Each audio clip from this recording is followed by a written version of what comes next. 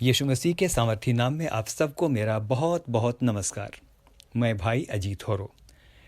मित्र, आप सबका बहुत बहुत धन्यवाद करता हूं कि लगातार आप अनुग्रह लघु मनन को सुनते हैं।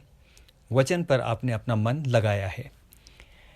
नीति वचन 11 और उसके 10 में इस प्रकार से लिखा है, जो वचन पर मन लगाता वो कल्याण पाता है। मैं धन्यवाद करता हूं कि आपने निरंतर वचन में अपना मन लगाया है। ना सिर्फ आपने अपना मन लगाया है, लेकिन आपने इस वचन को दूसरों के साथ भी साझा किया है। इसीलिए इस वचन के अनुसार आज मैं प्रार्थना करता हूं अपने पूरे दिल से कि क्योंकि आपने वचन पर मन लगाया है, आपके जीवन में उसका कल्याण, उसकी भलाई, उसकी करुणा निरंतर बनी रहे। आपके जीवन के सारे व्यवधान समाप्त होने पाएँ और आप उसकी आशीषों को देखने पाएँ। मित्र, कल के मनन में हम लोगों ने विचार किया था कि उकाब पक्षी अपने घोंसले को बार बार क्यों हिलाता है। तो निष्कर्ष ये निकला था कि वो इसीलिए हिलाता है कि उसके बच्चे आराम से आलस्य में बैठे ना रहें, लेकिन उड़ना सीखें। हमने ये सीखा था कि उसका घोंसला कंटीली झाड़ियों का बना होता है। तो मादा उकाब या मदर ईगल जब आकर के अपने घोंसले को बार बार हिलाती है तो बच्चों को चुभन होती है और इसलिए वो घोंसलों के अंदर अनकंफर्टेबल फील करते हैं।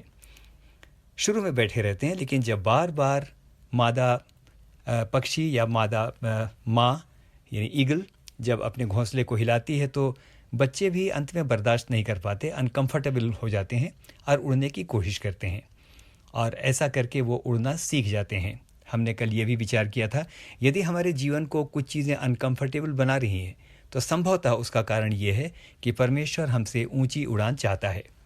आइए अब आज के मनन में चलें। आज के मनन में भी हम एक बार फिर से उकाब पक्षी की ही चर्चा करेंगे। भजन संहिता 103 और उसके 5 में इस प्रकार से लिखा है, वही तो तेरी लालसा को उत्तम उत्तम पदार्थों से तृप्त करता है, जिससे तेरी जवानी उकाब की नाई नई हो जाती है। ये पद हम सब जानते हैं और आज हम इसी पद पर विचार करेंगे। आज हम विचार करेंगे कि उकाब की तरह जवानी के नए होने का क्या मतलब है। How is the youth renewed in the eagle bird. Repeat करूंगा, how is the youth renewed in the eagle bird. यानी उकाब पक्षी की जवानी नई कैसे हो जाती है। आइए अब गहराई में चलते हैं। मित्र, क्या आपको मालूम है कि उकाब पक्षी की आयु सभी पक्षियों में सबसे ज्यादा होती है। इसकी औसत आयु लगभग 70 वर्ष की होती है। It is a very long lived bird. लेकिन एक बात बड़ी दिलचस्प है, जब यह उकाब लगभग 40 वर्ष का होता है तो उसे एक अत्यंत कठिन निर्णय लेना होता है। ऐसा निर्णय इसलिए लेना होता है कि 40 साल बीत जाने के कारण उसके नाखून बहुत लंबे और फ्लेक्सिबल हो जाते हैं। लंबे और फ्लेक्सिबल, जिसके कारण वो शिकार को ठीक से पकड़ नहीं सकता है। इतना ही नहीं, आयु हो जाने के कारण यानी 40 वर्ष बीत जाने के कारण उसकी चोंच भी भोथरी या ब्लंट हो जाती है, जिसके कारण वो अपने शिकार को ठीक से पीस नहीं कर सकता या ठीक से खा नहीं पाता है। एट द सेम टाइम उसके शानदार पंख भी हल्के हो जाते हैं उम्र की वजह से, जिसके कारण उसे उड़ने में भारी परेशानी का सामना करना पड़ता है। मित्र, अब उसे एक फैसला करना है, या तो वो इसी हालत में पड़े पड़े मर जाए या अपना रूप बदले। यदि यूं ही पड़ा रहेगा तो शिकार नहीं कर पाएगा। यूं ही पड़ा रहेगा तो क्योंकि चोंच बिल्कुल भोथड़ी हो गई है, उसको आहार नहीं मिलेगा तो उसकी मृत्यु निश्चित है। इसीलिए उसको एक फैसला करना है कि या तो वो मृत्यु का वर्ण करे या अपने लिए ट्रांसफॉर्मेशन की बात सोचे। तो मेरे मित्र, ये समय यानी 40 वर्ष की आयु उसके लिए ट्रांसफॉर्मेशन का समय होता है, यानी रूपांतरण का समय। आपको बताता हूँ कि वो क्या करता है अपने रूपांतरण के लिए। वो किसी पर्वत की चोटी पर चला जाता है और वहाँ अकेला अकेला बैठा रहता है। वहाँ वह चट्टानों पर अपनी चोंच मार मार कर उसे घिस देता है। चोंच ऑलरेडी घिस गई थी, लेकिन और भी उसे मार मार कर बिल्कुल वो ब्लंट कर देता है, घिस देता है और चट्टानों पर अपनी पीठ को बार बार मारता है ताकि उसके पंख भी टूट जाएं और पंजे भी टूट जाएं। और वो वहाँ अकेला बैठा बैठा इंतज़ार करता है कि उसका नवीकरण होगा। मेरे मित्रों, लगभग 3 महीने की अवधि के बाद उसके अंदर एक रूपांतरण आरंभ होता है, लेकिन 3 महीने का ये समय उसके लिए बहुत ही दर्दनाक, बहुत ही पीड़ादायक है। 3 महीना वो वहाँ अकेला बैठा बैठा अपने नए पंखों, चोंच और पंजों के नए होने का इंतज़ार करता है। लगभग 3 महीनों में उसके नए पंख निकल आते हैं, चोंच पनप जाती है और पंजे भी बिल्कुल नए हो जाते हैं। 40 वर्ष का उकाब फिर से जवान हो जाता है। मित्र, इसी बात को बाइबल भजन संहिता 103 में कहती है कि उकाब की जवानी नई हो जाती है।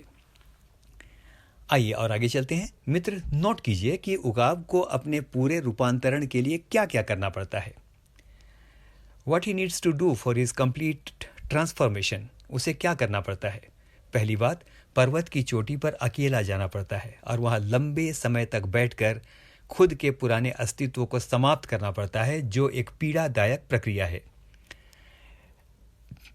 पहाड़ की चोटी पर अकेला बैठा बैठा वो अपने पुराने व्यक्तित्व को समाप्त करता है।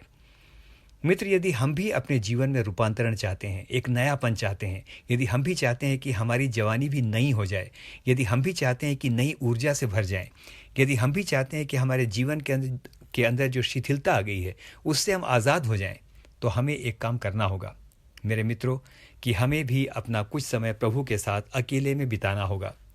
अपने उन सभी अंगों को, अपनी सारी चिंताओं को, अपने सारे विचारों को जो अब एट ऑल फ्रूटफुल नहीं है, अब वो फलवंत नहीं रह गए, अब वो बिल्कुल नष्ट से हो गए हैं। आवश्यकता है कि इन सारी बातों को हम प्रभु के हाथों में सौंपें। ऐसा करना पीड़ादायक है, लेकिन जीवन के नवीकरण के लिए ये परम आवश्यक है। मित्रों, हम यीशु के बारे में भी जानते हैं कि नई ऊर्जा, नई सामर्थ्य पाने के लिए किस प्रकार वो पिता के साथ अकेला समय बिताया करता था। तो उकाब की नाई यदि चाहते हैं कि ऊंची परवाज़ करें, उकाब की नाई यदि चाहते हैं ऊंचे से ऊंचे पर उड़ें, शानदार उड़ान उड़ें, ज़िंदगी के अलग अलग रंगों को देखें, आत्मिकता को देखें, तो मेरे मित्र, हम में से प्रत्येक को अपना पुराना इंसान समाप्त करने की ज़रूरत है। ईर्ष्या करने वाला, संदेह करने वाला, लालच करने वाला, शरीर की लालसाओं के अधीन चलने वाला इंसान समाप्त करना होगा। आइए वैसा ही करें जैसा उकाब करता है। यीशु को भी स्वयं को रूपांतरित करने के लिए ऊंचे पर्वत पर जाना पड़ा। मूसा भी जब मेरे मित्र ऊंचे पर्वत पर यानी सिनाई पर्वत पर परमेश्वर की संगति में अकेला गया, तब उसका चेहरा चमकने लगा। तो आज के मनन का निष्कर्ष, आइए प्रभु के साथ कुछ समय अकेलेपन में बिताएं, अकेलेपन में जाएं, अपने पुराने मनुष्यत्व को उसके अनुग्रह के द्वारा समाप्त करें और इंतज़ार करें कि प्रभु हमें एक नया रूप दे दे। और आप देखेंगे कि इस प्रकार करने से सच में आपके जीवन के अंदर एक नयापन आ गया है और आप बहुतों के जीवन के लिए आशीष का कारण बन गए हैं। हम में से हर एक को प्रभु बहुतायत के साथ आशीष दे। आमीन और फिर से आमीन।